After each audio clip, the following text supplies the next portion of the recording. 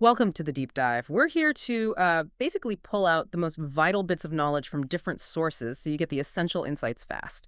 Today, we're diving into something really crucial in cybersecurity, though maybe a bit underestimated sometimes.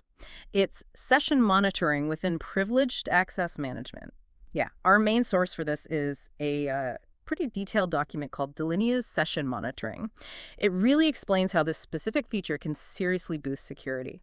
So our mission today is to unpack what session monitoring actually is, why it's so incredibly important for protecting, an organization's crown jewels, their sensitive data and systems, and what it means practically, especially if you're someone who deals with critical information. We'll pull out the key ideas, maybe some surprising facts, and definitely the practical stuff. Okay, so let's set the scene a bit. In the cybersecurity world, privileged access management, PM, right? It's often talked about as the main fortress. Exactly. The stronghold against breaches, insider threats. Yeah. It guards the really important digital assets. But you're saying there's something else, like a hidden component within that fortress. That's right. Often overlooked, but absolutely critical. And that's session monitoring. Okay, session monitoring. Yeah. What exactly is that? So think of it as continuous surveillance, real-time examination of what privileged users are doing while they're logged into sensitive systems. Privileged users. So like admins, IT folks. Precisely.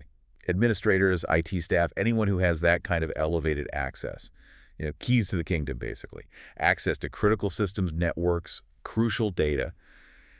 And by watching these active sessions, organizations get, immediate and really valuable insight. They can spot weird behavior anomalies as they happen.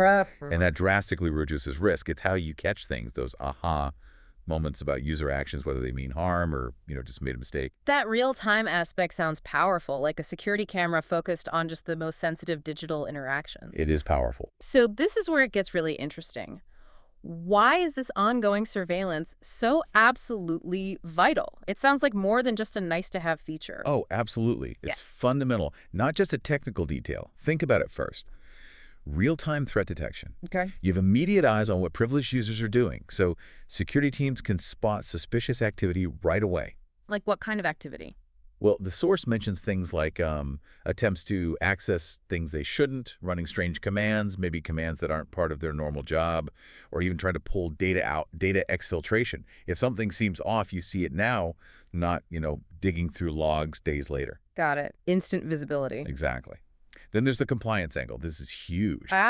Regulations. Yes. Things like GDPR in Europe, HIPAA for healthcare info here in the U.S., PCI DSS for payment cards. These standards don't just suggest, they mandate strict controls over privileged access. And critically, that often require that monitoring and auditing piece. So session monitoring isn't just helpful, it provides the actual proof you need. Right. Proof of compliance. Saves you from fines. Potentially massive fines, yeah. Yeah. And reputational damage, too.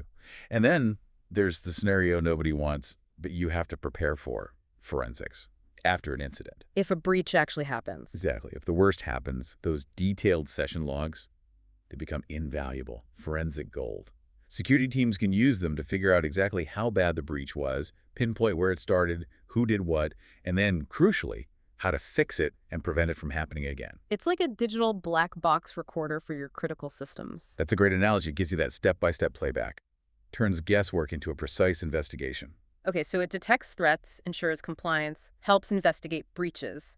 Makes sense. So how does it actually work? What does putting this into practice look like? Right. The implementation. It relies on a few key things. First, you need comprehensive logging.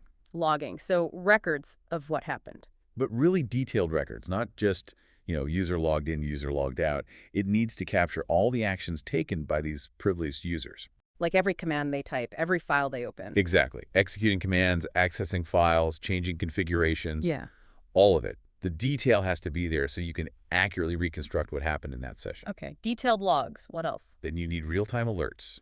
These are automated systems. They watch the logs and the activity, and if something suspicious happens, bang, an alert goes off. Automated warnings, like tripwires. Sort of, yeah. The document mentions triggers like maybe multiple failed login attempts for a privileged account. That's a classic red flag. Right. Or someone trying to access systems way outside of normal working hours. Or maybe executing commands that just seem unusual or unexpected for that user or that system. So the system flags things automatically for a human to check out? Precisely. It brings the potential problems to your attention immediately. And then, taking it a step further than just text logs, there's session recording. Recording, like Yeah. a video of their screen. Essentially, yes, capturing the complete privileged session for playback and review later, like watching a recording of exactly what the user saw and did. Wow, okay. These recordings give you an incredibly thorough visual audit trail. Makes deep investigation much, much easier. You can literally watch the incident unfold step by step. That video playback does sound incredibly useful for security teams. But, with any powerful tool like this, there must be challenges, right? Complexity. Oh, absolutely. Nothing in security is ever completely simple. So what are the hurdles organizations face when they try to implement session monitoring? Well, one of the biggest ones is privacy. You're monitoring user activity, sometimes very closely, so you have to strike that careful balance. The balance between security needs and user privacy rights. Exactly. It's critical. You need really clear, explicit policies. Everyone needs to understand what data is collected, how it's stored, how it's used, and it has to comply with privacy regulations like GDPR. Transparency is key. Makes sense. Build trust. What else? Performance impact is another big one. All this logging and recording, it takes resources. It can add overhead to your systems and network. Especially if you have lots of privileged users doing lots of things. Right. In high-activity environments, it can potentially slow things down if not planned properly. So organizations really need to assess that impact beforehand and choose solutions that can scale without, grinding everything to a halt. Okay, so scalability is important. Very. And finally, don't underestimate the human element.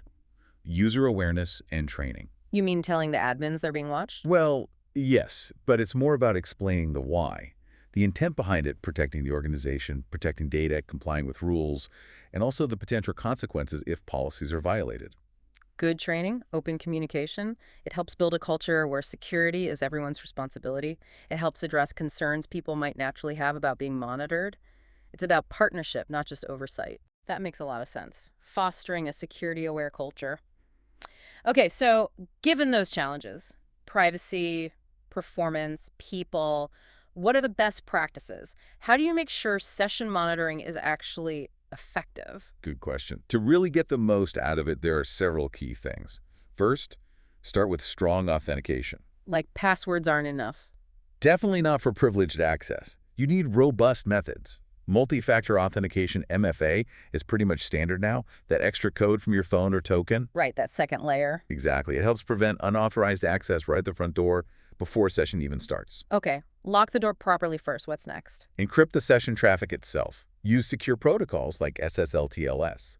This protects the data while it's moving across the network during the remote session. So even if someone could somehow intercept the traffic... They wouldn't be able to read it. It protects against eavesdropping or tampering while the session is active. Crucial. Got it. Encryption.